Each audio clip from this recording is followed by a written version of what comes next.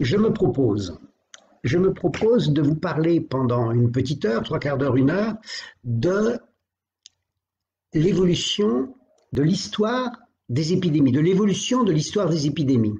Comment le concept d'épidémie a évolué avec le temps et comment surtout euh, la, la, notion d'épidémie a varié en fonction des observateurs donc, de ces épidémies. Alors ça, c'est la première partie. Évidemment, je vous parlerai, puisque, comme vous le savez, nous sommes en train de vivre une épidémie, de celle-ci en particulier, par rapport aux autres.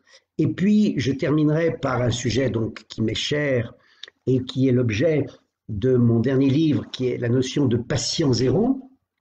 Et cette notion de patient zéro, bien sûr, est très importante dans les épidémies.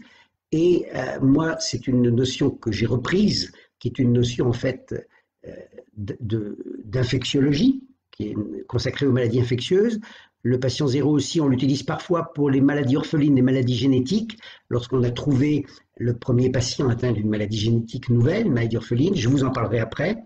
Et moi, j'ai étendu ce terme de patient zéro dans l'histoire de la médecine à toutes les histoires où finalement le patient a eu le rôle premier et il a permis soit d'émettre une nouvelle théorie, soit un nouveau traitement, soit d'annuler une théorie et soit de créer une nouvelle maladie. Voilà, donc ça on en parlera après. Donc on va dire la première grande partie, c'est l'histoire des épidémies. Alors, il faut savoir que nous sommes des êtres vivants, hein, il n'y a pas de doute là-dessus. À ce titre, nous sommes complètement dépendants de notre environnement, comme tous les êtres vivants. D'ailleurs, un être vivant, un individu ne se définit pas en tant qu'individu, il ne se définit qu'en tant qu'entité, individu et environnement. Ça, c'est vraiment une conception importante en biologie. L'entité, c'est pas l'individu, c'est l'individu plus son environnement. Voilà. Le puceron, c'est son environnement sur l'écorce de l'arbre. Et nous, notre environnement est beaucoup plus grand, bien sûr, mais nous sommes des êtres vivants. À ce titre, nous répondons à toutes les lois de l'évolution. Et tous les êtres vivants qui nous entourent y répondent aussi. Et comme chaque être vivant, nous et ceux de notre environnement, nous avons comme but principal, nous avons trois buts principaux. Nous reproduire, c'est le premier, qui est le plus important, survivre et diffuser, c'est-à-dire essayer d'occuper le plus grand environnement possible. C'est les trois bases de fonctionnement de la vie et de tout être vivant. Et évidemment, dans les interactions avec les autres êtres vivants, eh bien, il y en a qui nous sont favorables. Hein, on peut se nourrir, par exemple, d'autres êtres vivants. Ils nous sont favorables puisqu'ils nous servent de nourriture, les végétaux, d'autres animaux, bien sûr.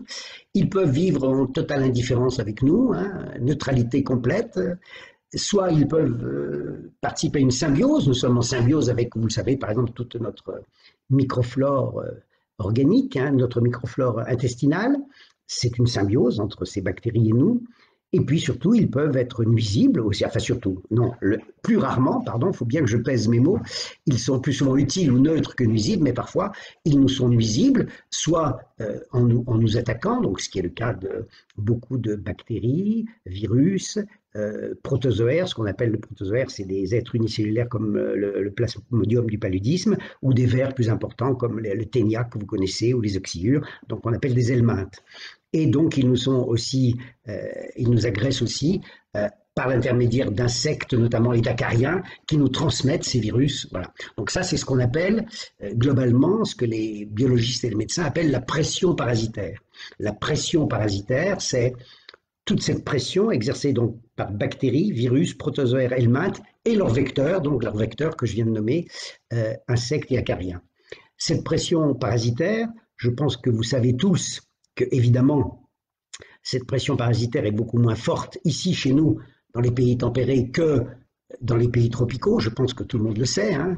Un Gabonais de l'équateur a en permanence 30 filaires ou parasites dans l'organisme. Nous n'avons plus aucun helminthe dans l'organisme. Les derniers qui restent, c'est les oxyures chez les enfants. Donc nous avons éliminé une grande partie de la pression parasitaire. Et bien sûr, avec nos progrès, en plus donc de cette élimination, j'allais dire, par le climat, par nos modes de vie, par le feu, par tout ça, nous avons en plus les progrès qui sont que nous avons nous avons fait l'hygiène, nous avons compris l'hygiène, donc nous avons compris le phénomène de l'infection et l'hygiène. Nous avons bien sûr créé les vaccins qui ont éliminé un grand nombre de maladies infectieuses. Et puis en dernier lieu, les antibiotiques qui en ont éliminé quelques autres. Donc ces progrès ont diminué encore la pression parasitaire par 100 depuis la pression parasitaire, même dans les pays tempérés que connaissaient nos ancêtres il y a seulement deux siècles, par exemple. Voilà, donc elle est faible. Il faut savoir que cette pression parasitaire étant faible, elle ne disparaîtra jamais. Ça, c'est la première chose à comprendre, c'est que nous aurons toujours des épidémies, elles n'ont jamais cessé, c'est quelque chose d'un peu dur à comprendre, que les épidémies n'ont jamais cessé et qu'elles ne cesseront jamais. Si les épidémies s'arrêtaient, ce serait très ennuyeux parce que ça voudrait dire que nous et notre environnement, nous sommes morts. Donc je souhaite de tout cœur, alors je suis un peu provocant, je souhaite de tout cœur que les épidémies continuent. Voilà, c'est la première chose à dire. Souhaitons que les épidémies continuent. Alors évidemment, nous n'aimons pas ça, c'est le moins que l'on puisse dire, nous n'aimons pas ça, mais il est important d'être lucide par rapport aux épidémies. Il faut comprendre que, donc, après les grandes épidémies bactériennes, alors dans mon discours d'aujourd'hui, dans mon exposé d'aujourd'hui, je vais me concentrer sur l'Occident. L'Occident, c'est les pays occidentaux dont la France fait partie, évidemment, l'Europe, les États-Unis, tous les pays qui sont dans la ceinture tempérée, donc pays occidentaux, et qui ont un développement suffisant pour avoir les infrastructures sanitaires qui font qu'ils ont une faible pression parasitaire. Donc je ne parle que de ça, si je parlais d'autres pays, je vous le dirais. Voilà. Donc cette pression parasitaire, elle a beaucoup diminué, comme je vous l'ai dit, et après les vaccins, l'hygiène et les antibiotiques, c'est-à-dire qu'on avait éliminé les dernières grandes épidémies, les dernières 3 grandes maladies qui étaient la syphilis, le choléra et la tuberculose, donc qui ont duré presque au début, voire au milieu du XXe siècle. Et après avoir éliminé ces 3 dernières grandes maladies bactériennes, on a eu une période de sérénité, on va dire ça, de sérénité qui a été assez étonnante en fin de compte. On va la situer, disons, entre 1940 et 1980, vous voyez, même pas un demi-siècle, où on a cru que c'était gagné. En fin de compte, on s'est dit, il n'y a plus de tuberculose, on a les antibiotiques, plus de syphilis qui a été éliminée par la pénicilline en moins de 6 mois. Le choléra avait disparu grâce à l'hygiène du tout à l'égout et de l'eau potable au robinet, évidemment. Et arrive, au bout de ces 40 années de paix, de sérénité, alors d'abord on a cru tout bêtement que c'était la fin, que c'était fini, qu'on avait gagné, on a cru à l'immortalité, pourquoi pas, tant qu'à faire, puisque les maladies virales ne nous tuent plus, voilà, nous sommes devenus immortels. Et en plus, cette période a coïncidé avec un développement social et économique assez considérable en Occident, c'est ce qu'on a été appelé en gros les 30 glorieuses, donc développement du progrès social, du progrès économique, du progrès technologique et disparition, enfin on le croyait, disparition des grandes épidémies, des maladies infectieuses. Miracle. Eh ben non. 1980, coup de tonnerre dans un ciel serein, le sida arrive. Donc je pense que la plupart de ceux qui m'écoutent aujourd'hui ont entendu évidemment parler du sida et connaissent cette période. Et là, on s'est dit, bon sang, mais c'est pas possible, les calamités reviennent. Alors, à ce moment-là, c'était assez étonnant. Donc, c'était ce qu'on appelle une émergence virale. Il faut comprendre, je le dis tout de suite, mais j'en reparlerai peut-être, que les maladies, les épidémies bactériennes, donc il faut bien connaître la différence entre une bactérie et un virus, excusez-moi, bactérie-virus. Alors, je le redis parce que c'est important quand même, et peut-être il y en a qui ne le savent pas, une bactérie, elle est autonome. C'est-à-dire qu'une bactérie, elle a une autonomie reproductrice, c'est-à-dire elle peut se reproduire toute seule, elle n'a pas besoin de nous. Vous mettez une bactérie dans une boîte de culture, elle va se reproduire, se diviser et faire sa progéniture. Un virus n'a pas d'autonomie reproductive. D'ailleurs, c'est pour ça que pendant très longtemps, on a considéré que les virus n'étaient pas des êtres vivants, puisque la définition de la matière vivante, c'était l'autonomie reproductrice. Et le virus ne peut pas se reproduire tout seul, il a besoin de rentrer dans une cellule hôte, donc une cellule d'un être unicellulaire ou multicellulaire, donc une bactérie ou des êtres comme nous ou des végétaux, et il a besoin de rentrer dans une cellule pour se reproduire parce qu'il utilise le matériel génétique de cette cellule pour se reproduire. Donc s'il n'a pas de cellule hôte, le virus n'existe pas. Vous savez qu'un virus, laissé sur une surface, on en a peut-être beaucoup parlé ces derniers temps, laissé sur une surface a une autonomie de vie quasi nulle, ça peut être quelques heures, quelques jours, maximum 5-6 jours, et le virus disparaît, c'est terminé. Donc les grandes maladies bactériennes ont disparu avec je vous l'ai dit, donc l'hygiène, les vaccins et et les antibiotiques, mais sont arrivés, enfin, les maladies virales, elles n'ont pas disparu puisque les virus peuvent rester à l'intérieur de ces hôtes longtemps sans se manifester. S'il y a pas de, ils survivent là, ils se reproduisent doucement. S'il n'y a pas de grosses mutations, ils survivent dans les autres espèces animales, bien sûr, pas que nous, dans les espèces végétales. Mais s'il n'y a pas de mutation majeure, bah, ils mènent leur vie tranquillement. Plus un virus est discret, il faut comprendre que plus un virus est discret, mieux son avenir est assuré, mieux il se porte, il vaut mieux que son hôte ne le remarque pas, puisqu'il a tellement besoin de son hôte, il en a tellement besoin que le mieux, c'est de ne pas trop se montrer. Donc il reste quiescent à l'intérieur d'une cellule hôte en se divisant tout doucement et en se reproduisant tout doucement.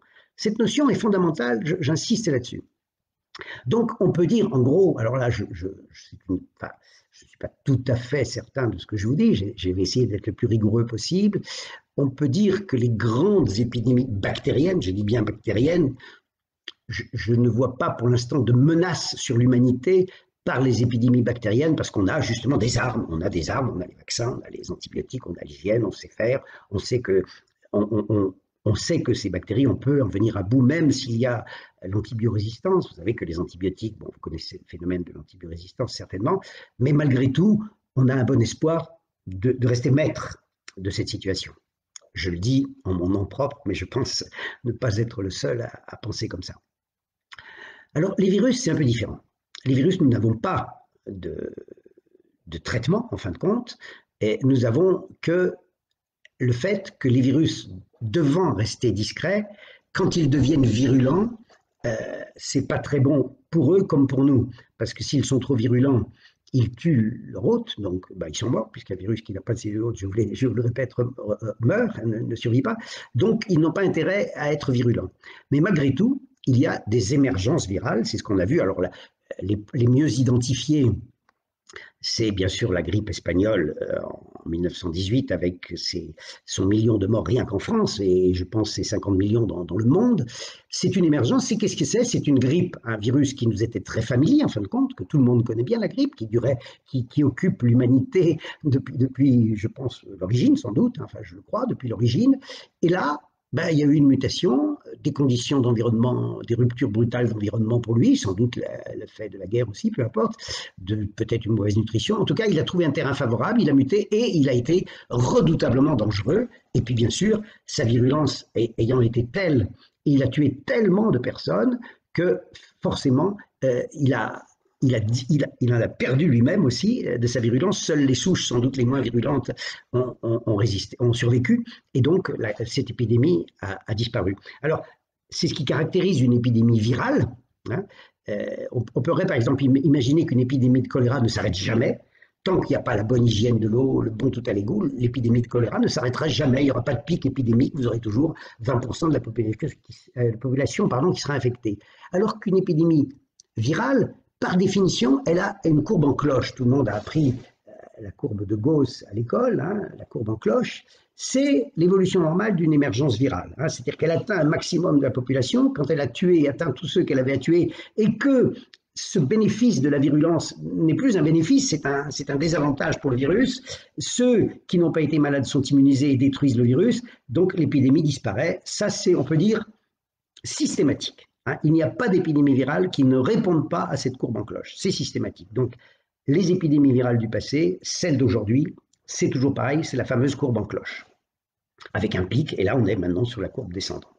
Donc, ces émergences virales n'arrêteront jamais. Alors, on peut citer les plus connues, celles qui ont fait le plus de morts. Alors, chaque année, il y a la grippe, déjà. Bon, chaque année, il y a la grippe qui tue quand même plus de 3 4 000 personnes chaque année, voire même 15 000 dans les années les moins bonnes hein, de la grippe, 15 000 personnes, ce qui n'est pas rien, c'est un peu plus de la moitié des morts actuelles. Et puis il y en a 2 ou 3 qui ont été plus fortes. Il y a eu la grippe de 57-58, qui a quand même fait en France 100 000 morts, je le précise.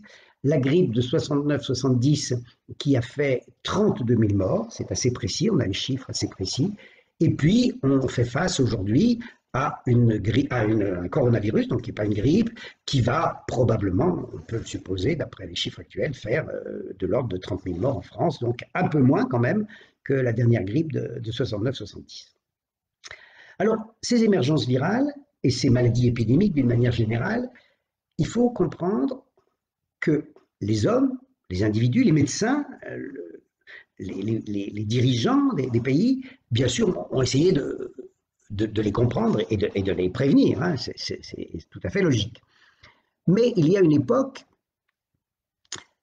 où nous n'avions ni épidémiologistes, ni bons cliniciens, bons médecins, ce que j'allais dire, avant on va dire au 19e, avant le début du 19e siècle, ni bons cliniciens, ni mathématiciens pour faire des modélisations, ni connaissances génétiques et biologiques des germes, des bactéries, nous n'avons rien de tout ça. Alors, comment savait-on qu'il y avait une épidémie? Bon, alors je vais être un peu trivial, pardonnez-moi, mais au moment de l'épidémie de peste, il n'y avait pas besoin effectivement de médecins.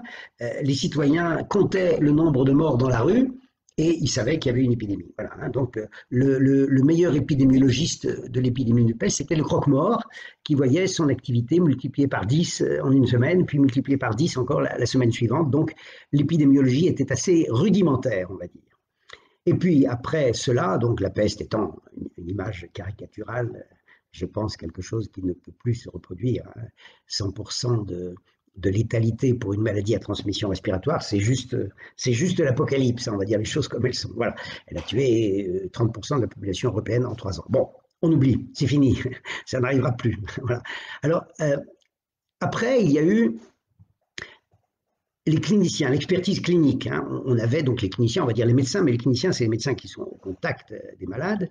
Et ces cliniciens ont quand même, avec l'expertise, compris, dès qu'il y avait une maladie un peu différente qui apparaissait à un moment, ils voyaient qu'il y avait plus de personnes qui crachaient du sang, par exemple, ou qui avaient du sang dans les selles, ou qui avaient de diarrhée. Donc, ils repéraient des débuts d'épidémie. Donc, on avait l'expertise clinique qui dit, attention, là, il y a quelque chose.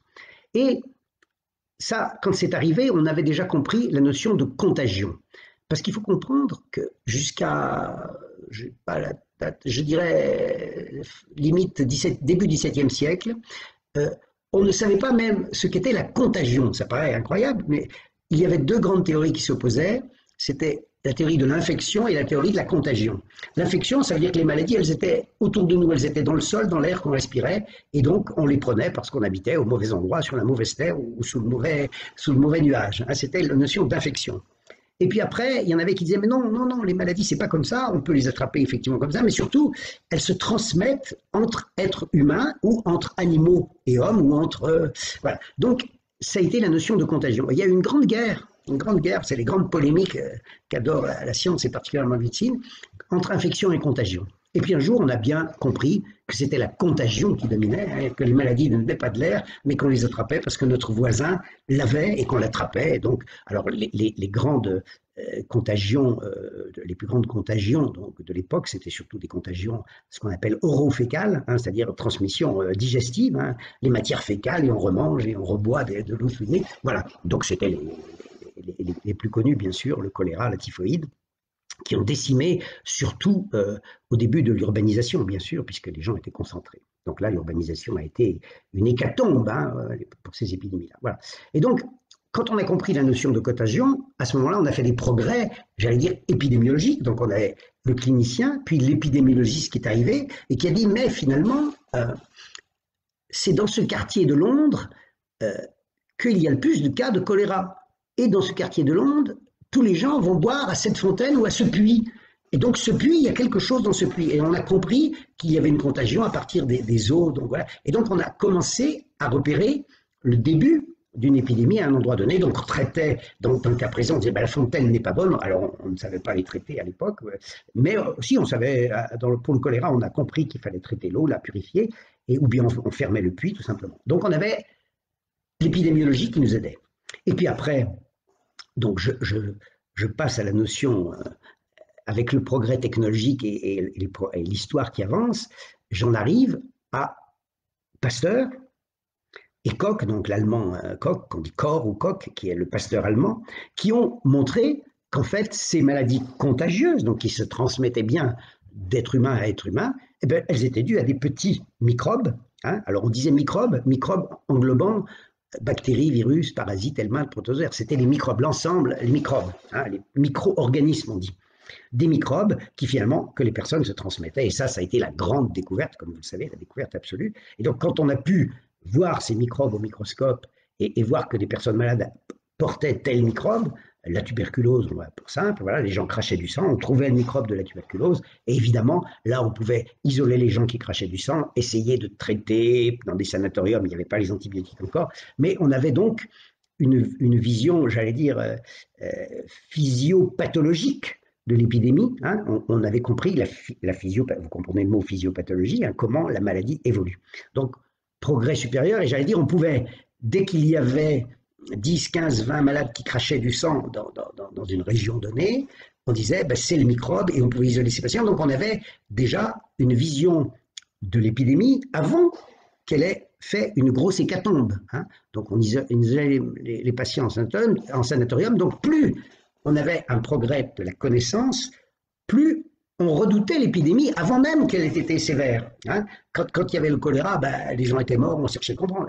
Pour la tuberculose, c'est un bon exemple, la tuberculose, eh bien, c'est que finalement, on s'inquiétait de l'épidémie alors qu'elle n'avait encore pas beaucoup atteint la population. Donc ça, c'est un progrès, mais en même temps, vous voyez peut-être où je veux en venir, la peur augmentait. Plus la connaissance augmente, plus la peur augmente, puisque nous avons la peur et l'angoisse qui arrivent avant les faits réels épidémiologiques. Et puis est arrivé le nec plus ultra, donc après Pasteur et Koch, et sont arrivés, le nec plus ultra, c'est les généticiens.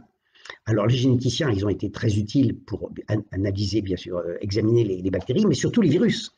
Parce que les virus, on ne pouvait pas les voir, c'était très compliqué, ce sont des tout petits organismes qui n'ont pas de survie, donc c'est difficile de les cultiver, ils n'ont pas de survie, je vous l'ai dit, en dehors d'une cellule hôte, et donc, alors là, il faut peut-être faire quelque chose, je ne sais pas si vous me voyez, moi je ne me vois plus, nous avons des problèmes pour lire cette vidéo, je fais quoi là? Alors, je ne sais pas si c'est bien, est-ce que Eric va me dire quelque chose? C'est embêtant de ne pas pouvoir se parler. Alors là, discussion instantanée 6.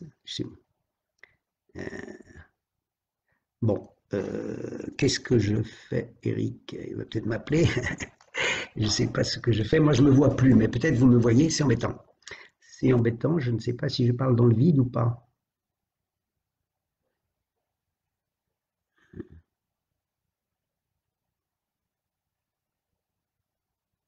Alors, je fais quoi là?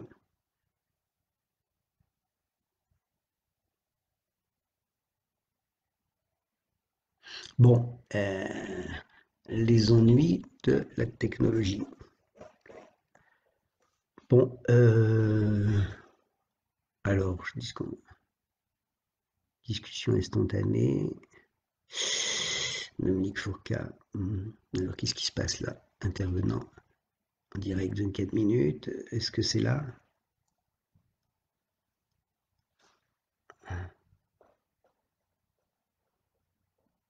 Alors, je continue. Non, 23 minutes, 23 minutes, 22, 22. Ici.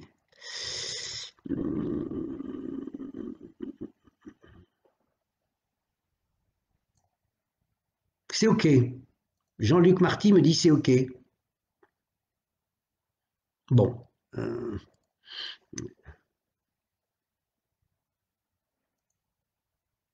Nous avons des problèmes pour lire cette vidéo.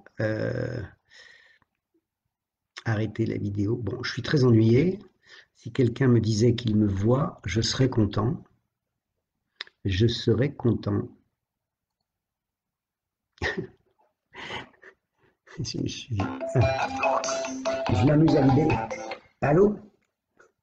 Allô, oui. Allô? Ah ben je ne me vois pas moi là. Oui.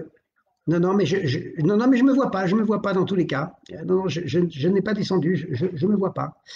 Donc, utiliser la caméra, c'est marqué. Ah ben, vous me rassurez, vous me rassurez. Voilà. Donc j'ai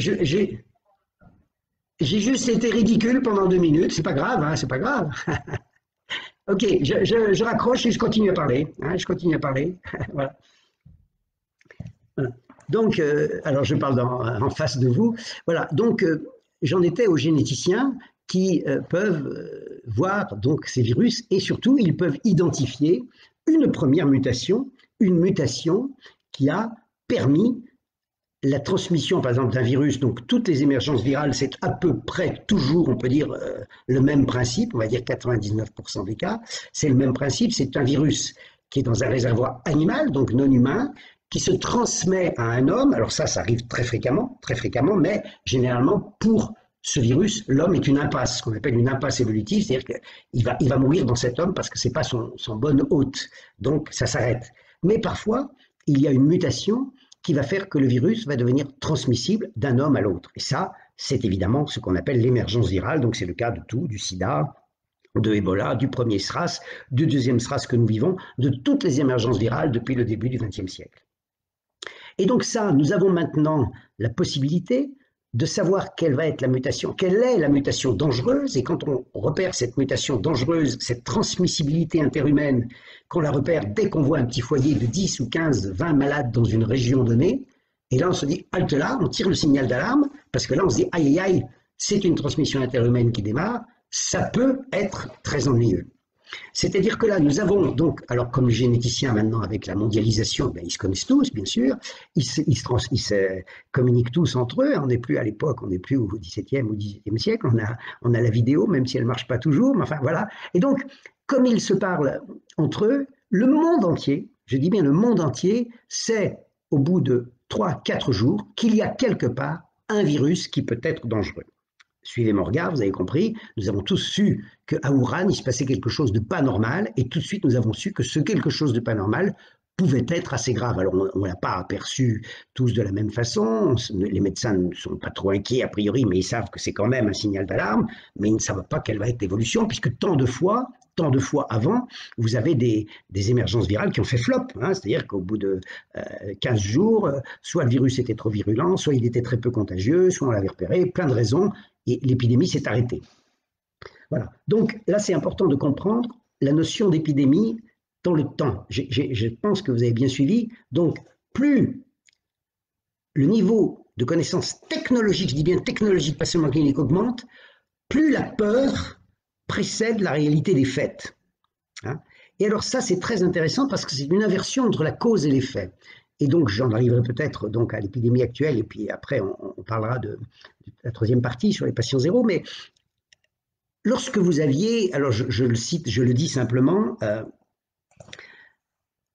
lorsque vous aviez la peste, on va prendre la peste, eh bien, l'économie diminuait après la peste. Ben, pourquoi elle diminuait l'économie? Parce que le boucher était mort, le boulanger était mort, le maçon était mort, le notaire était mort, le forgeron était mort, tout le monde était mort, les fonctionnaires étaient morts, les curés étaient morts, il n'y avait plus de messe. Donc, l'économie s'arrêtait suite à la réalité épidémiologique. Aujourd'hui, nous avons, alors je prends l'exemple inverse, qui est donc le coronavirus d'aujourd'hui, donc qu'on appelle le Covid-19 ou le SRAS-2, donc, eh bien, on a la connaissance du danger. Alors, cette connaissance, elle est réelle. On se dit, tiens, ça, c'est quelque chose de dangereux qui peut arriver ou qui va arriver. Donc, on regarde la première courbe, on regarde la première flèche de la courbe de Gauss et on se dit, oulala, c'est inquiétant, ça monte. Et donc là, on arrête l'économie, c'est ce qui s'est passé, en se disant, on l'a arrêté parce que c'est une transmission respiratoire. Hein. Il faut comprendre que si ça avait été une transmission orofécale, on n'aurait pas arrêté l'économie. Hein. On aurait traité les eaux, on n'aurait même pas su presque. Hein. Et si ça a été une transmission sexuelle comme le sida, si on se rend compte que c'est une transmission sexuelle, on n'arrête pas l'économie. On demande aux gens de prendre des précautions, on n'arrête rien. Là, comme c'est une transmission respiratoire, c'est-à-dire la meilleure transmission possible et la plus efficace, vu du côté des virus, un virus qui a trouvé une transmission respiratoire, il peut dire qu'il a gagné la partie parce que là, il va se diffuser rapidement. Donc, quand on voit ça, transmission respiratoire, qu'on sait ce que c'est, on a identifié les mutations, on sait que le virus est respiratoire, qu'il a un tropisme pour les bronches, etc. Donc là, on arrête l'économie pour confiner les gens. Alors, ça, je crois que c'est assez nouveau, hein, à ma connaissance, ça n'est jamais arrivé, au moins pas avec cette intensité. Donc, on a donc des conséquences socio-économiques qui précèdent la comptabilité, finalement, la comptabilité des morts et la comptabilité des malades. Alors aujourd'hui, dans le cas présent, Je pense que c'était pas mal d'avoir fait ça, puisque quand même la comptabilité des morts et des malades, elle n'est pas, alors j'ose le dire, ça n'est pas une catastrophe, c'est pas un cataclysme, mais c'est quand même assez sérieux. Alors, on n'est pas encore au niveau de la grippe de 69, mais quand même, on s'en approche dangereusement. Donc, on a bien fait de faire ça. Après, il faudra, on va reparler de cette épidémie encore, mais il faudra, bien sûr, en science, il ne faut pas dire voilà ce que je vais faire pour que ce soit bien. En science, on dit voilà ce qui a été fait et voilà les conclusions que j'en tire. Donc on saura, je ne vous dirai que dans 1 an ou 2, si vous me réinterrogez, si ça a été bien ou pas de faire le confinement. Pour l'instant, ça a au moins un intérêt. Alors, pour donc maintenant en venir à cette épidémie, ça a au moins un intérêt, c'est que dans la mesure où vous avez, par exemple en France, donc, une énorme concentration hospitalière. Vous savez que les CHU concentrent toutes les pathologies. On a vidé les cabinets libéraux des urgences. On est dans des pays à ce qu'on appelle la hiérarchie pyramidale. Hein. C'est très important, la hiérarchie dans le système de santé.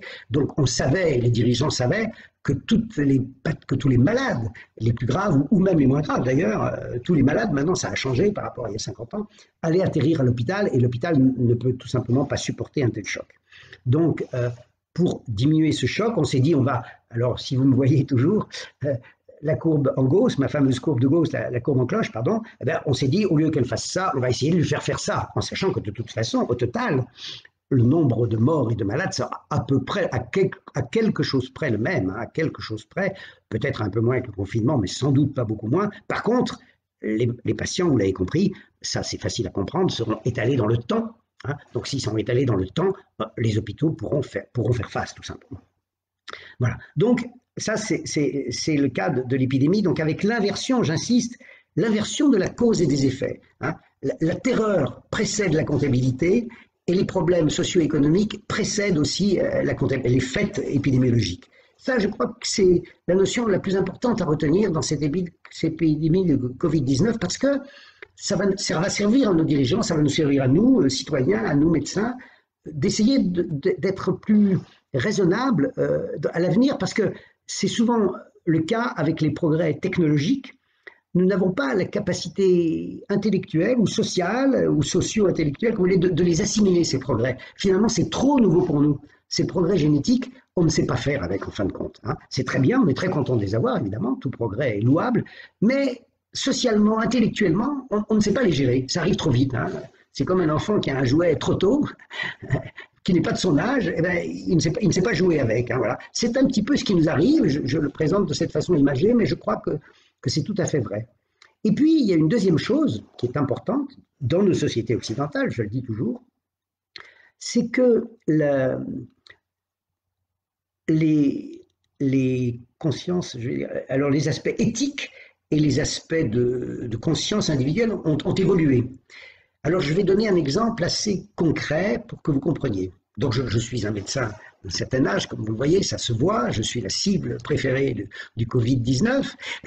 Et donc, j'étais jeune médecin, il y a donc en 73, mes premières expériences, donc ça va faire pas loin de, ça fait 40, voilà, quelques années, 40 et quelques années. Voilà. Et donc, il y a, alors je donne l'exemple d'un médecin, mettons, il y a 50 ans, qui se trouve dans un village d'Auvergne, et il est face à une mamie nonagénaire, donc de 90 ans, qui a la grippe.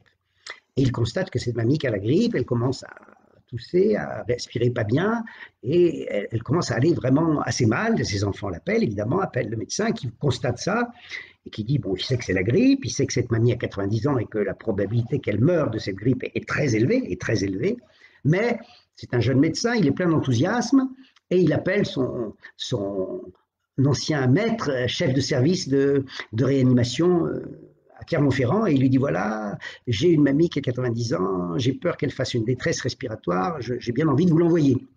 Et le professeur de Clermont-Ferrand lui répond, mon cher ami, il lui répond avec beaucoup de bienveillance, mon cher ami, vous savez que nos services ne sont pas faits pour cela, donc je vous dis de dire à la famille qu'ils la gardent bien à la maison, qu'ils ouvrent les fenêtres pour qu'elle ait beaucoup d'air, que vous donniez des médicaments antalgiques pour que sa fin ne soit pas trop pénible. Si jamais elle devait en mourir, donnez-lui des médicaments contre la douleur et qu'il soit en paix auprès de ses enfants.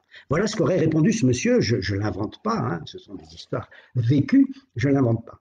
50 ans plus tard, la même situation, on appelle le médecin pour un papy, on va dire que c'est un papy pour changer, nonagénaire, qui a une maladie infectieuse qui ressemble à la grippe, mais nous sommes en 2020, il se peut bien que ce soit le coronavirus, il se peut bien, le médecin n'a évidemment pas la preuve, mais il a de bonnes raisons de penser que c'est le coronavirus, mais le papy va pas trop mal, il a chaud, il a un peu de fièvre, mais il respire très bien, et il dit bon, ça a l'air d'aller, et il dit aux enfants, écoutez, on le garde à la maison, c'est peut-être le Covid-19, je vois qu'il est pas trop mal, il est encore solide, on ne va rien faire.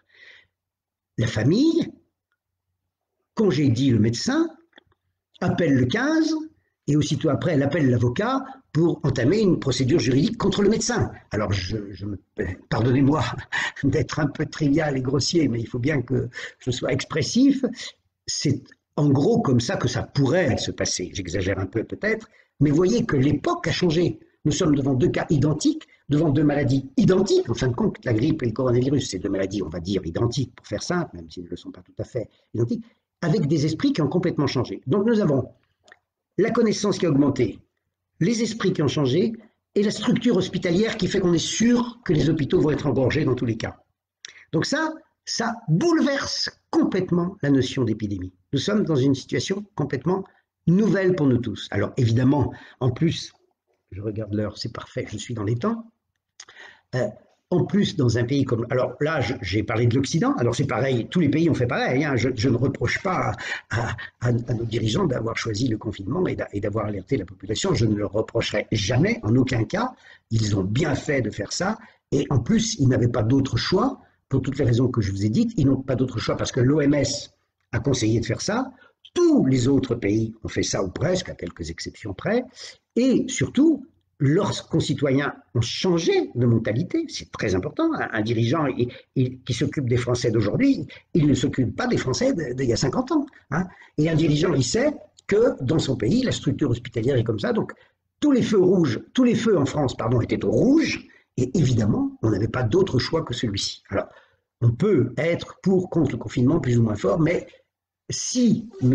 Macron et son gouvernement n'avaient pas décidé du confinement, vous auriez eu tous les médias qui auraient interviewé Madame Le Pen ou Monsieur Mélenchon pour les entendre dire que c'était Monsieur Macron qui avait tué chaque nouveau patient qui serait mort, quel que soit son âge. Hein. C'est le pays dans lequel nous vivons, ça n'est plus une liberté de la presse, c'est un caquetage de la presse. Hein. C'est fini, on ne peut plus. Hein. On ne peut plus cacher les protestations les plus triviales, les plus grotesques. Hein, voilà. Donc, nos dirigeants n'avaient pas d'autre choix. Voilà. Ça, c'est quand même une réalité politique avec laquelle doivent composer aussi les médecins.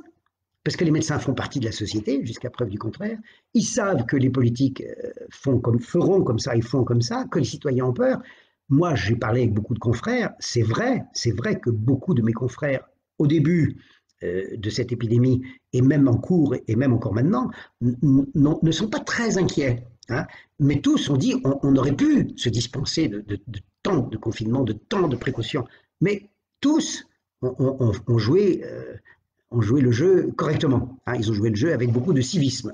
Mais c'est vrai que c'est une question que l'on peut se poser, en tout cas, je ne sais pas si on peut se la poser maintenant, moi j'ai un doute, mais en tout cas, on se la posera de façon claire avec de vraies données scientifiques dans 2 ans, on va dire, à la fin, moi je pense que c'est à la fin de l'année 2021 qu'on pourra faire un vrai bilan des bénéfices, des risques et des conséquences. Voilà. Donc, les esprits ont changé, mais les conditions ont changé, l'éthique a changé, parce que, alors ça aussi c'est quelque chose d'assez nouveau, c'est que... Alors, je vais être politiquement incorrect. Vous n'allez pas me répondre, mais j'espère que vous me le permettez. Je vais être politiquement incorrect. On a l'air de découvrir que ce sont les personnes âgées qui meurent le plus. Sourions ensemble. Ce sont effectivement les personnes âgées qui meurent le plus du Covid-19, il n'y a aucun doute. Mais il est bon de rappeler que ce sont les personnes âgées qui meurent le plus des maladies cardiovasculaires, des cancers, des maladies neurodégénératives et de toutes les maladies infectieuses et parasitaires que l'on connaît. Donc, ça n'est pas très nouveau de constater que ce sont les personnes âgées qui meurent le plus. Et nous avons même une chance particulière avec ce coronavirus par rapport, pour comparer à la grippe de 69-70, c'est que la mort des jeunes adultes, on va dire jeunes adultes, allez, moins de 55 ans, disons, hein, et des enfants, il y en a, allez, on va dire, c'est négligeable, tellement il y en a peu, c'est négligeable. Donc, il y en a certainement, mais c'est négligeable. Alors, les médias, évidemment, ressassent les morts des plus jeunes, parce que, comme vous le savez, les médias ne ressassent que ce qui dépasse 5 écarts types sur la courbe de Gauss, puisque le public est friand de cet excès d'écart types. Mais soyons raisonnables, réalistes, il y a eu très peu d'adultes jeunes qui sont morts, on va dire, négligeables. Ce qui n'était pas le cas pour la grippe de 69-70. Il y en avait beaucoup plus d'adultes jeunes qui sont morts, voire des enfants et des nourrissons. Donc ça veut dire, et en 69-70, si vous trouvez un journal de l'époque qui relate les faits, vous me l'amenez. Moi j'ai cherché, j'en ai pas trouvé. Il y en a sans doute eu, ils ont dit la grippe était un peu plus forte cette année. On n'en parlait pas au ministère de la Santé, il n'y avait pas de conférence de presse, il n'y avait pas de médias qui excitaient la population avec ça, pour une maladie qui a, il est bon de le rappeler, qui a été plus grave. Hein. Alors c'est assez amusant parce que au début du SRAS, il y a quelques médecins un peu imprudents, dont un qui est très connu, Michel Simès, qui passe beaucoup à la télévision, qui ont dit ça n'est qu'une grippe banale. Alors ceux-là, ils ont été un peu imprudents et ils ont été vraiment lapidés médiatiquement, parce que comment oser dire c'est une grippe banale alors qu'on voyait les morts monter, mais pas beaucoup plus que nous. Et puis qu'on se disait qu'on ne savait pas surtout où ça allait s'arrêter. Ça, c'est vrai qu'on ne savait pas où ça allait s'arrêter. Mais aujourd'hui, avec du recul, donc ceux-là qui ont été vilipendés à tort ou à raison, peut-être plus à raison qu'à tort, on va dire, qui disaient que c'était qu'une grippe banale, quand on fera le bilan, on va dire, mais finalement, c'était pas une grippe banale, c'est vrai que ça n'était pas une grippe banale, mais c'était une grosse grippe, hein, mais moins grosse que la dernière. Moins grosse que la dernière. Ça, c'est très important de le dire. Le bilan se fera à la fin de l'année 2020, et ça, je crois qu'il faut le dire. Et pour en revenir à cette histoire de personnes âgées, je vais dire quelque chose que peut-être vous ne savez pas encore, c'est que les personnes âgées meurent. Mais qu'elles meurent toutes un jour pour une cause quelconque. Et il y a quelque chose d'important, c'est qu'on ne peut pas admettre l'aspect multifactoriel de la mort et d'une manière générale de toutes les maladies. Il faut que la mort ait une cause. Elle est une cause. Elle ne peut pas en avoir 15, elle en a une. Et en fait, la mort, le plus souvent, c'est un effet cumulatif de plusieurs causes, le Covid pouvant être la goutte d'eau, j'allais dire, qui fait déborder le vase. Et donc, cet aspect multifactoriel est très intéressant. Et je vais vous donner quelque chose de concret, de réel aussi. Je suis un médecin allemand. Je vois une personne qui est dans mon service de réanimation avec un test Covid-19 positif, mais cette personne est obèse, elle a un cancer métastasé et elle a plus de 75 ans.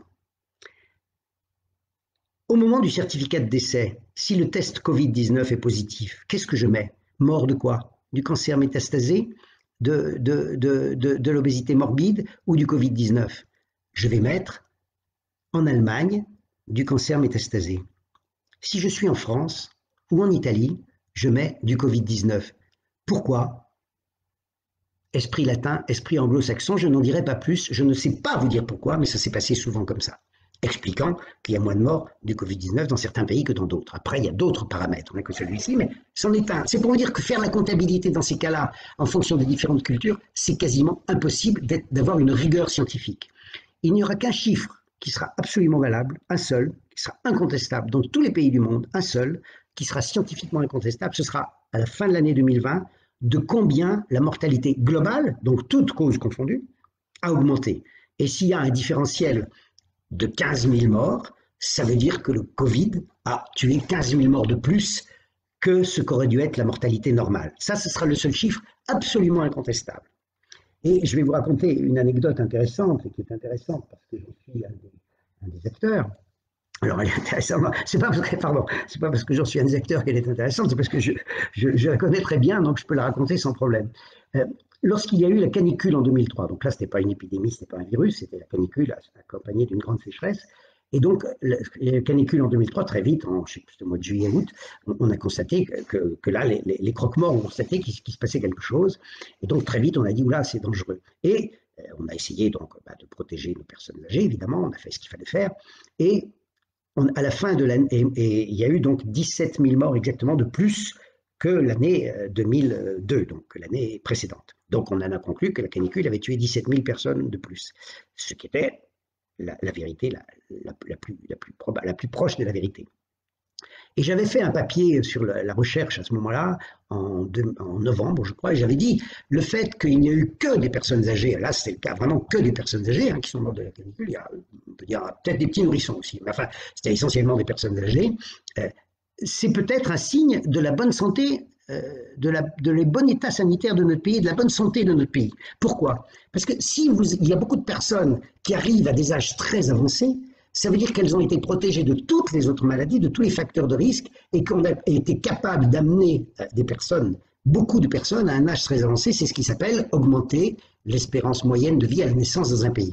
Donc, ça veut dire que les personnes qui sont mortes au moment de la canicule, il y en avait plus que dans d'autres pays, et donc forcément notre mortalité de la canicule a été plus élevée. Et j'ai été vraiment vivement vilipendé parce que j'avais dit une barbarie. En gros, j'avais l'air de dire que c'était normal que les personnes âgées meurent. Et j'avais dit, à ce moment-là, j'avais dit non, on saura à la fin de l'année 2004 quel a été l'excédent de mortalité. Si vraiment, je ne me suis pas trompé, la mortalité en 2004 sera moins forte, c'est-à-dire que les 17 000 qu'on a eu en plus, on va les regagner, finalement, on ne les aura pas en 2004. Et savez-vous, alors, la suite est... Il y a même un chercheur de l'INED qui, au premier trimestre 2004, m'a prouvé que je m'étais trompé parce qu'au premier trimestre 2004, la mortalité avait été un peu plus forte qu'au trimestre de 2003, mais avant les grandes chaleurs. Et la suite est succulente, et ça m'amuse de la dire évidemment, c'est qu'à la fin de l'année 2004, nous avons eu 45 000 morts de moins qu'en 2003. C'est-à-dire qu'on avait eu 17 000 de plus, 45 000 de moins. Donc le bénéfice, je vous laisse deviner. Donc la canicule a été bénéfique puisqu'elle nous a fait gagner 30 000 morts. Et il a fallu attendre 2010, je dis bien 2010, pour que la courbe de mortalité rejoigne ce qu'elle aurait dû être. Donc finalement, la canicule, ça paraît un peu ridicule de le dire, elle a été bénéfique dans ce sens que nous avons pris davantage soin de nos personnes âgées, nous les avons fait boire, nous les avons mis au frais, nous avons mis la climatisation. Donc la canicule a été bénéfique. Donc, c'est amusant, mais c'est vrai. Là, vous pouvez regarder les chiffres, ceux qui douteront, vous regardez la courbe de mortalité de ces années-là de l'INED. Alors, est-ce que ça va être pareil avec le Covid-19 finalement? Est-ce que on va avoir donc un excédent de mortalité? Là, il n'y a pas de doute. Hein, pas de doute. On aura donc, je vous dis, 15, 20, 25 000, je ne sais pas combien, en excédent de mortalité. Ça, c'est évident. Là, il n'y a aucun doute. Mais est-ce que finalement, ce Covid ne va pas faire que nous faisons plus attention au virus, nous faisons plus attention à ces maladies respiratoires chez les personnes âgées, nous sommes prudents, nous éloignons les gens, nous portons des masques, nous allons prendre X précautions qui vont faire que peut-être l'année prochaine, nous aurons moins de morts et qu'en fin de compte, le Covid-19 aura été favorable au gain d'espérance moyenne de vie à la naissance. Pourquoi pas? Là, c'est une hypothèse que j'émets. Alors, je suis un peu moins optimiste que je ne l'étais après la canicule, parce qu'il va y avoir d'autres conséquences de cette épidémie-là de Covid-19 qui sont les conséquences économiques. Et dans un pays où l'économie est stoppée, ce qui est le cas actuellement, on va avoir augmentation du chômage, augmentation des dépressions, augmentation de la consommation de psychotropes, augmentation de la dépendance aux drogues, aux psychotropes, aux opiacés, qui sont des graves morbidités et qui sont d'autant plus graves qu'elles touchent des personnes en bonne santé généralement, et jeunes et plus jeunes. Donc on peut avoir une morbidité donc c'est différent de mortalité, c'est les maladies, on peut avoir une morbidité qui va être supérieure à ce qu'elle aurait été. Donc il se peut que le gain que l'on pourrait avoir par nos excès de précaution soit perdu par ailleurs et qu'en fin de compte, au niveau sanitaire, le bénéfice soit plus faible et peut-être que ce ne soit pas un bénéfice. Alors ça, là je le dis moi, je ne suis pas non plus le seul à le penser, mais je ne vous confirmerai la chose qu'à la fin de l'année 2021 et peut-être plus tard, parce qu'il y a les maladies comme les addictions aux drogues, elles révèlent leur morbidité, leur mortalité à un peu plus long terme. Donc on le saura plus tard. Tout ça pour vous dire que les choses ne sont pas simples et que je préfère être médecin en train de vous faire une conférence que président de la République et de devoir prendre des décisions dans des sociétés aussi complexes que les nôtres. Voilà. Donc je crois que ça c'est important de le comprendre et en même temps je voudrais vous donner de l'espoir. J'espère que je n'ai pas été pessimiste, je voudrais vous donner plus d'espoir. C'est comme je vous l'ai dit tout à l'heure, les maladies virales, le virus ayant intérêt à être discret, généralement, d'une manière générale, il ne faut pas dire 100%, mais c'est très souvent le cas, les maladies virales évoluent vers plus de contagiosité, c'est l'intérêt du virus, il faut qu'il se diffuse, et moins de virulence, parce que si les virulents le remarquent trop, les gens meurent trop et il ne peut pas bien se diffuser. Donc, on peut espérer on peut espérer que s'il y a une deuxième ou troisième vague, comme c'est théoriquement tout à fait possible, hein, qu'il y ait une deuxième vague de ce Covid, ça c'est sur le papier, c'est possible, mais on a de bonnes raisons de penser que cette deuxième vague sera moins cruelle et moins douloureuse que la première. Moi, j'ai de bonnes raisons de le penser, et encore une fois, je ne suis pas le seul. Donc, c'est une bonne chose, finalement, d'avoir fait un peu de confinement. Alors, il ne faut pas non plus trop en faire, parce qu'il est bon que ce qu'on appelle l'immunité de groupe, c'est-à-dire que le virus circule dans la population, ce qui fait qu'on est naturellement vacciné, le groupe est naturellement vacciné. Si cette immunité de groupe gagne, eh bien évidemment, la deuxième vague sera beaucoup moins grave, ce que j'espère. Donc, moins grave parce qu'il y aura une immunité de groupe, et moins grave parce que le virus aura évolué vers plus de sagesse, moins de virulence et plus de contagiosité. Voilà. Donc, j'espère, en tout cas, vous allez me le dire, je ne vois pas de remarques, là, on va discuter, j'espère que je me suis fait comprendre. Alors, je vois sur la grippe de Hong Kong, près de 31 000 en France. Voilà, ben celle-là, c'est ça, 32 000, c'est ça. J'avais dit 32 000, voilà. Mais on va peut-être. On vous voit, on vous entend, c'est OK pour moi aussi, c'est merveilleux, tout est bien. Voilà. Alors, je vais terminer avec la notion de patient zéro. Alors pourquoi je termine avec la notion de patient zéro? C'est une page de publicité, voilà, je ne sais pas si vous voyez, c'est le livre donc, que j'ai écrit. Les médias en ont forcément beaucoup parlé, puisqu'il est arrivé à point nommé, alors je ne l'ai pas fait exprès. Hein. J'avais écrit ce livre en 2018-19, l'éditeur l'a programmé à la fin de l'année en octobre, il m'a dit on va le faire sortir, le 12 mars 2020. C'est amusant parce que le 12 mars 2020, c'est le jour où M. Macron a déclenché le confinement, les librairies ont été fermées, donc il n'a pas pu vendre son livre. Donc vous voyez, je n'ai pas fait exprès de le sortir.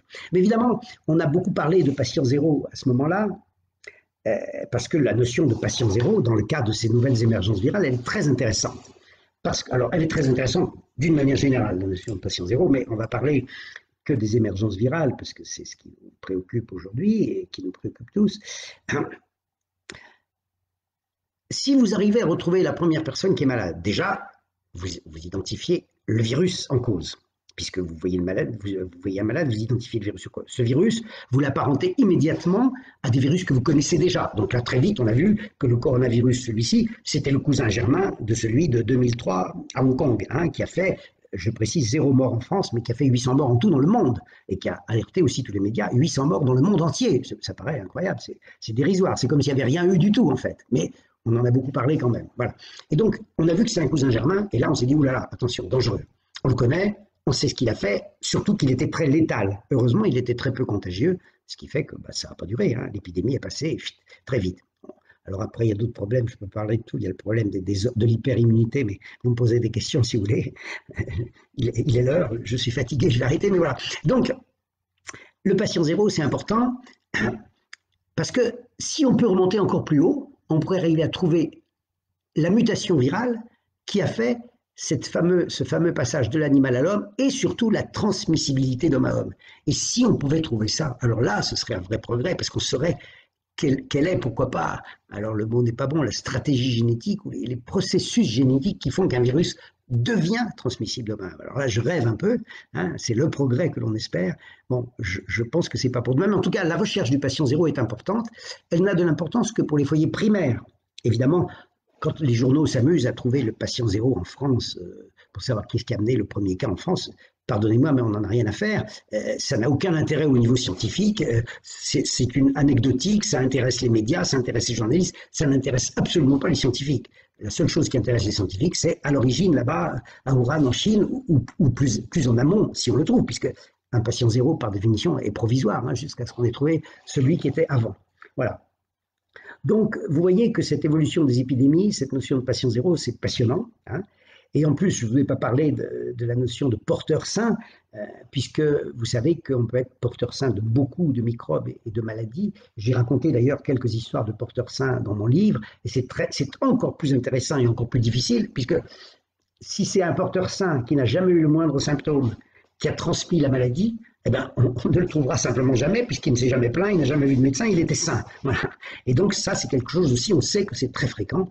On peut être porteur sain de la tuberculose, même du sida, c'est rarissime, mais même du sida, on peut être porteur sain, c'est très rarissime, hein, c'est moins de 0,5%, du Covid, de plein de choses, hein, de plein de maladies. Voilà. Donc, cette notion de porteur sain vient aussi rendre les choses plus difficiles. Voilà, je pense que je peux arrêter. Il est moins 4. C'est terrible d'être devant un écran noir. J'aimerais, ben voilà, entendre votre question et je vais arrêter. Voilà. Donc maintenant, c'est. Alors, techniquement, je dois répondre aux questions. Comment je fais? Discussion instantanée. On vous voit. Alors, c'est peut-être là, Dominique Foura. C'est qui Dominique Foura? Je regarde. Vous avez manqué une discussion vidéo avec Dominique, 28 avril. Bon, je n'arrive pas à me connecter. Isabelle Moulis. Vous êtes. Non, alors ça ne doit pas être ça. Max Stirner. Bon, alors, qu'est-ce que je fais là? Alors, voilà, donc je vois que Eric m'a dit.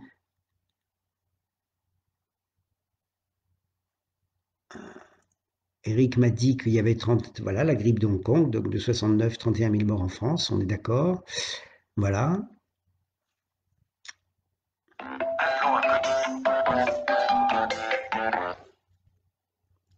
Allô? Allô? Oui? Allô? Alors je quitte? J'arrête la... Allô?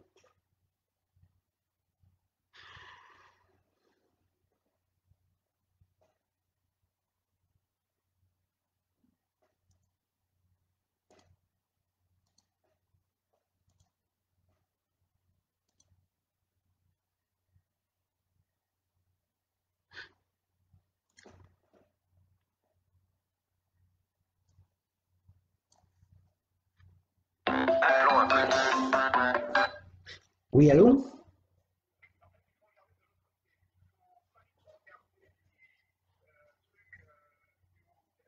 Mhm.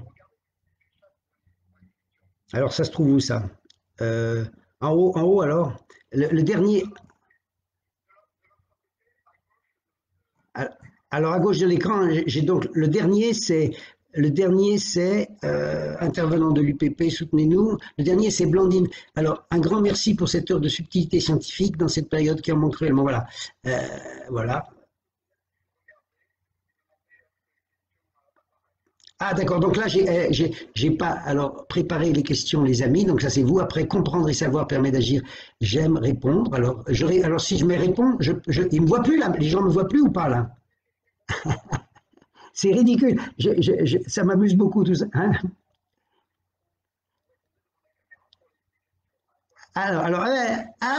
Ok, ok. Donc je réponds devant la caméra.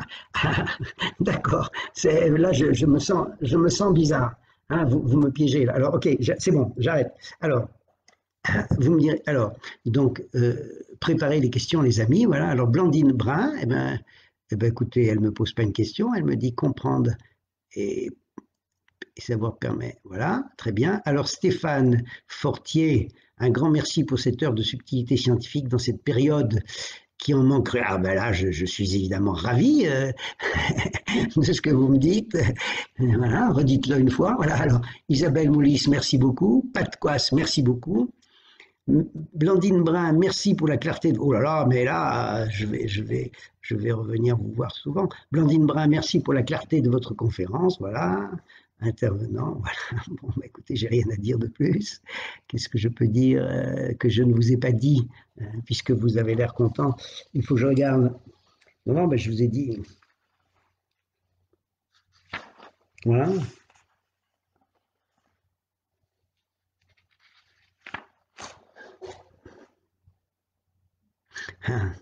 Bon, eh ben, écoutez, on va arrêter là parce que c'est trop, quoi. Isabelle Preziosi. Alors. Ah ben voilà, c'est une question qui me plaît, celle-là. Enfin une vraie question qui n'est pas un compliment. Conil Catalan. Est-ce à dire que s'il est normal que les personnes âgées meurent, il faut arrêter de les soigner, les laisser s'asphyxier à l'isolement dans des EHPAD sans soulager leur souffrance comme cela s'est produit? Bon, qu'est-ce que vous voulez que je réponde à une question comme ça? J'espère que vous ne le pensez pas, évidemment, moi non plus. Non, mais et bien sûr qu'il faut les... Bah, évidemment, vous vous en doutez que je ne peux pas répondre à autre chose.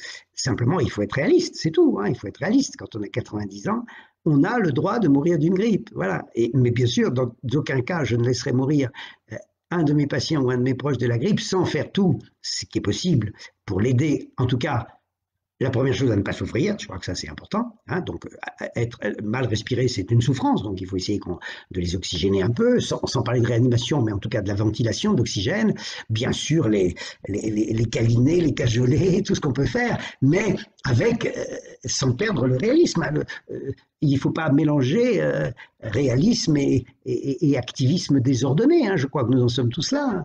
Hein.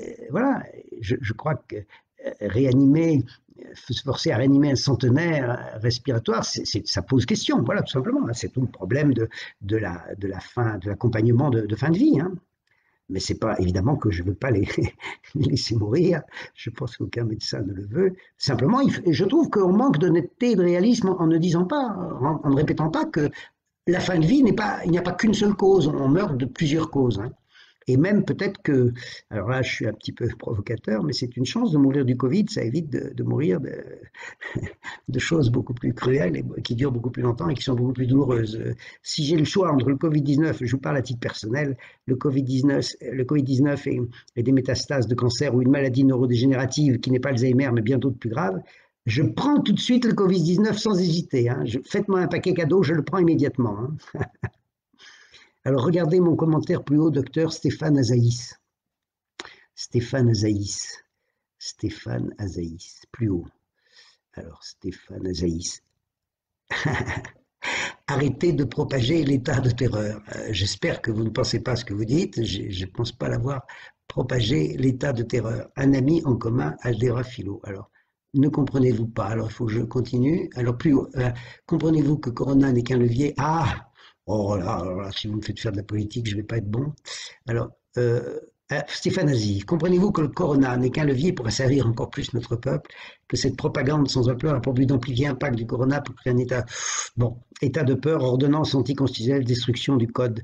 Écoutez, monsieur, là on sort du cadre. Alors je vais le lire. État de peur, ordonnance anticonstitutionnelle, destruction du code du travail, loi liberticide, violation des libertés individuelles, il y a des sacrés. Lorsque vous débattez outrance sur le Covid-19, vous participez au brouillage de ce qui se passe réellement. Écoutez, je vois que vous avez une propension à la politique, très bien, à la contestation, très bien. Je pense qu'effectivement, il y a peut-être quelques abus sur les libertés, peut-être, je pense comme vous, pourquoi pas. Moi, je suis quand même, alors je vais faire un truc, je vais vous dire quelque chose par rapport à ça, amusant. J'aime bien l'humour parce que ça aide beaucoup quand même. Il y a 70 ans, on n'hésitait pas à envoyer des millions de jeunes à la mort, donc à la guerre, pour défendre ce qu'on croyait être la liberté. Et c'est vrai que je constate aujourd'hui que l'on prive beaucoup de jeunes de liberté pour augmenter de quelques mois hypothétiques la durée de vie des personnes âgées. Vous voyez, je fais une provocation volontaire. C'est vrai que priver de liberté beaucoup de jeunes et beaucoup de forces vives, pour ça, alors je ne vais pas être comme vous aussi dur, mais ça pose question, en tout cas au moins pour l'avenir. Si ça ne pose pas de question pour cette fois, parce que effectivement, je vous l'ai dit, je pense que nos dirigeants n'avaient pas de choix, il n'y a pas de volonté pour eux de confiner ou de priver de liberté ou de casser l'économie, j'en suis sûr que non, ils n'avaient pas de choix. Par contre, votre remarque et le petit amusement que je viens de vous dire, peut avoir de l'intérêt pour réfléchir à la prochaine émergence virale.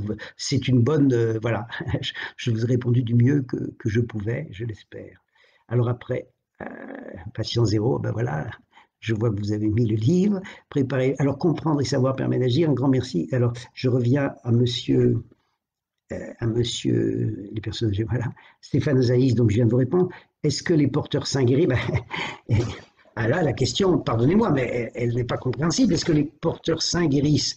Ils ne sont pas malades, donc ils sont guéris avant, pendant ou après le virus, ils ne sont pas malades, donc ils ne guérissent pas. Ils portent un virus, voilà, ils le portent comme on porte un bouton sur le nez, hein, voilà, ou comme on porte des cheveux blonds ou des cheveux bruns. Ils sont porteurs, ils ne sont pas malades, donc ils guérissent forcément. Alors, est-ce que le virus s'en va? Probablement un jour. Est-ce qu'il le garde toute la vie? C'est possible aussi. Hein. Nous sommes porteurs de virus de l'herpès toute notre vie. Hein. Et de temps en temps, il y a un bouton de fièvre, un bouton d'herpès qui sort, mais nous sommes porteurs toute notre vie. C'est le cas de la varicelle zona qui réapparaît. Donc, les porteurs sains, par définition, sont guéris. Hein. Quel sera l'intérêt scientifique de trouver le patient zéro? Je crois vous l'avoir dit. Hein. C'est de trouver éventuellement, de remonter jusqu'à la première mutation qui a permis la transmissibilité. Alors, le philosophe parle, très bien, c'est normal. Eric Lowen parle, n'est-ce que pas que la question de l'acception de la mort comme fait naturel de la vie? Bah oui, il faut quand même qu'on accepte la mort. Alors, Stéphane Azaïs me dit non, plus haut encore. Oh, mais ce Stéphane Azaïs, quel homme! Attendez, alors, encore plus haut. Alors, vous me faites découvrir ce truc, c'est amusant en fin de compte. Alors, Marie-Christine, Aldéran Philo, Prosia, Dominique Foura, Aldéran Philo, Jean-Pierre Cochet, Marie-Christine, on vous voit toujours. Aldéran Philo, ah ben je ne vous vois pas plus haut, monsieur Stéphane Azaïs, grippe de Hong Kong. Non, je vous ai répondu. Hein, comprenez-vous, voilà, que le coronavirus, c'est ce que je viens de lire là, je ne vois pas plus haut. Ne comprenez-vous pas réellement? Voilà, donc je ne vois pas plus haut, monsieur Stéphane Azaïs. Je crois avoir répondu à votre angoisse politique. Alors, Aldéran Philo. Alors, Isabelle Pré, merci beaucoup. Alors, pouvez-vous parler du cas de Marie Malon et de la typhoïde? Ben voilà, donc Marie Malon, c'est donc Marie typhoïde, elle s'appelait. Donc ça a été, lorsque Koch, dont l'allemand a connu les microbes, il a dit, mais il est probable que il avait deviné avant tous les autres que beaucoup de personnes pouvaient être porteurs sains d'un microbe. Hein. Il disait toutes ces maladies qui nous font peur, la tuberculose, la lèpre, le choléra, on peut finalement porter ces maladies sans être malade, mais on n'avait pas la preuve, c'est ce qu'on appelle une hypothèse. Et Marie Malon, Marie typhoïde, a été la première preuve clinique du portage sain du bacille, donc c'était un bacille, c'était pas un virus de la typhoïde, puisqu'elle elle a été en bonne santé pendant 30 ans, sans avoir jamais le moindre symptôme, et elle a passé pendant 30 ans la typhoïde à plein de personnes. En plus, elle était cuisinière, donc comme c'est une maladie à transmission digestive, c'était terrible, et elle a même triché pour redevenir cuisinière. Donc son histoire est très... Il faut lire son histoire, elle est dans mon livre, je suis le premier à la raconter en France. Elle a beaucoup été racontée aux États-Unis,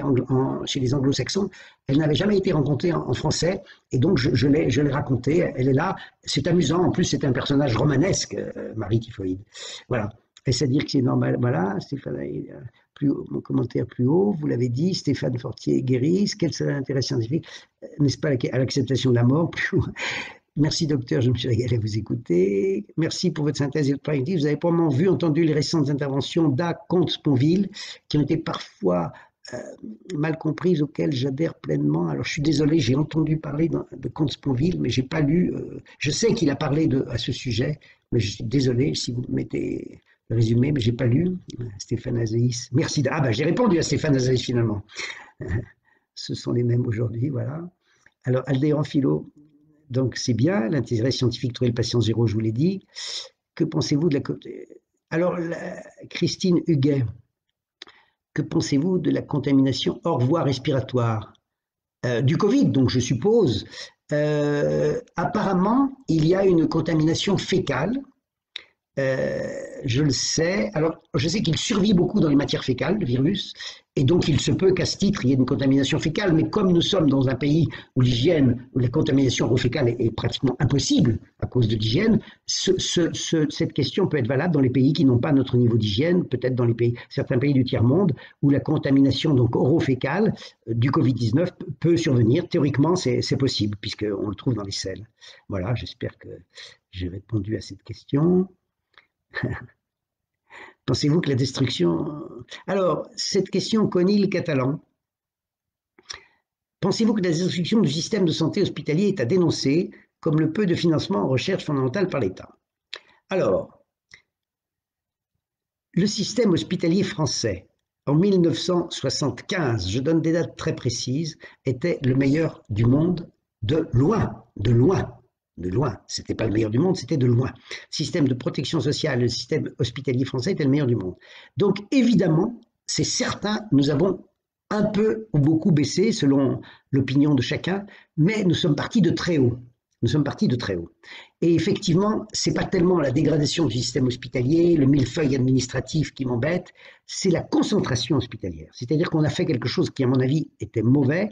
Avoir des bons hôpitaux, je pense qu'ils sont encore bons quand même, quoique vous ayez la dent dure avec nos hôpitaux, je pense qu'ils sont encore bons, hein, plutôt même très bons. Mais effectivement, il y a un problème de concentration hospitalière, ça c'est certain.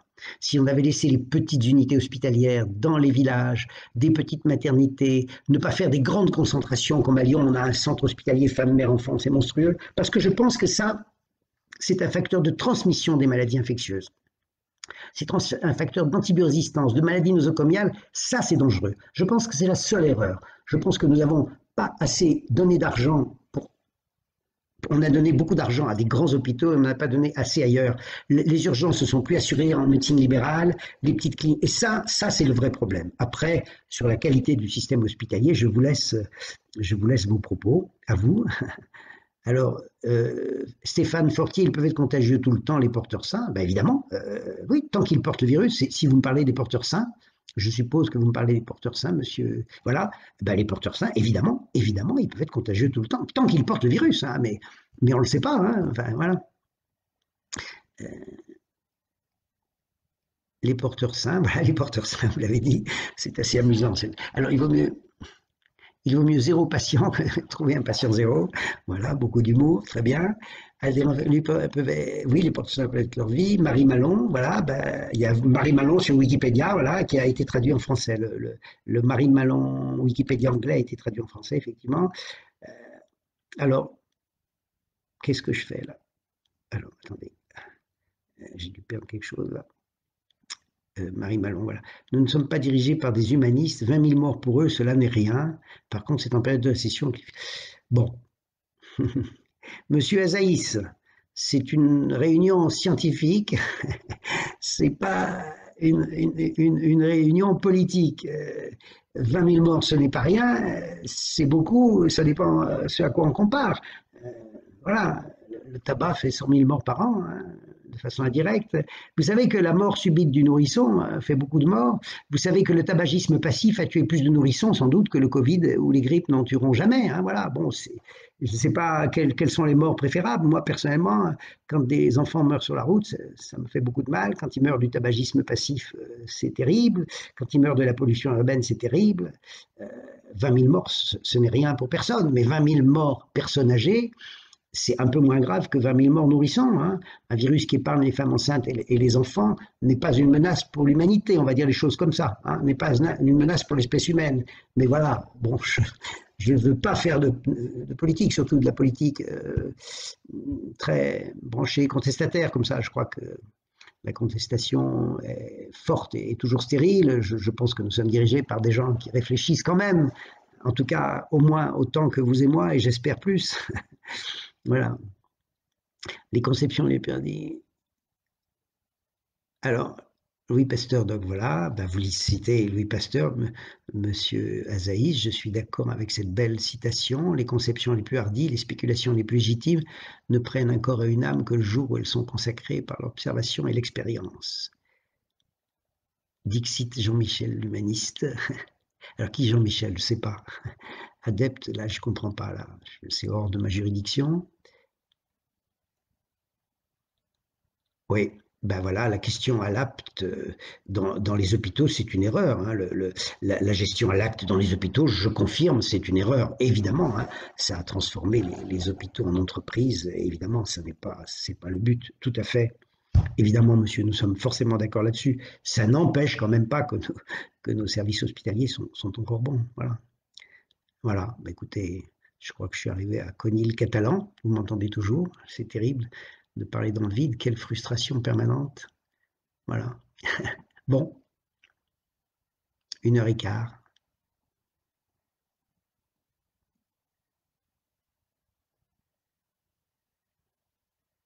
Ah, celle-là, elle n'était pas venue. Voulez-vous donner votre position sur la chloroquine?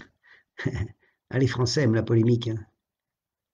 Stéphane Azaïs me redit une phrase d'Albert Jacquard, ce qui me contredit me rend plus intelligent. Alors, Anne-Martine de Kervial, vous me dites, voulez-vous nous donner votre position sur la chloroquine? Alors, je ne sais évidemment pas si la chloroquine est utile ou pas. Moi, je ne le sais pas et personne ne le sait. Et personne ne peut le savoir. Alors, je vais vous dire pourquoi.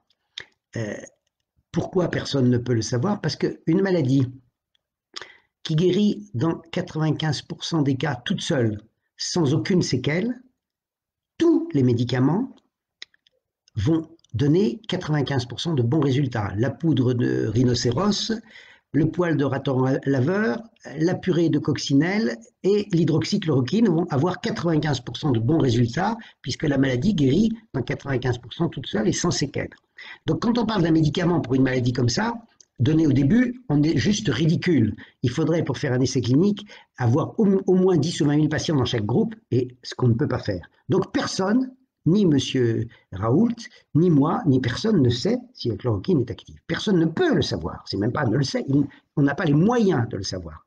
Par contre, ce qu'on peut savoir, c'est si l'on donne ce médicament, la chloroquine ou un autre, à des personnes toutes en grave détresse respiratoire en réanimation. Parce que là, nous avons besoin de moins de malades pour comparer la mortalité dans ces deux groupes. Donc là, on pourrait avoir une réponse assez rapide, assez précise, si on donnait la chloroquine, disons, à des personnes vraiment dans ce stade-là, coma artificiel, réanimation. Là, on pourrait avoir, avec 50 patients, on pourrait avoir une réponse. Si dans un groupe, il y a 10 morts et dans l'autre groupe, il y en a 30, la réponse serait assez claire. Mais hélas, ça n'est pas le cas pour cette molécule, ni pour aucune autre, ni pour aucune autre. Voilà. Ah, je crois qu'il y a un anticorps monoclonal qui a donné quelques... voilà, dans ce sens-là. Donc, voilà, ma position sur la chloroquine, c'est la même que celle de tout le monde, je ne peux pas savoir. Voilà. Merci bien pour vos lumières et merci à vous. Je vais arrêter si vous me donnez l'autorisation d'arrêter. Il est en effet 1h17. Voilà, j'arrête la vidéo. Hein, voilà.